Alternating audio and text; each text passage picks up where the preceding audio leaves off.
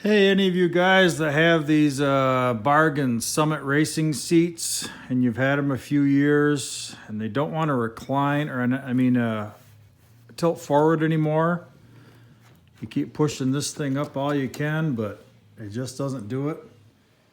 Well, there's kind of a cheesy cable setup in there, and the easy way to fix it is that it used to attach with this front hole, the little cable. Well, I drilled a new hole here and tapped it for the release cable, and that gave it an extra 1/4 inch of pull, and that's all it needed. So that's how you fix this thing.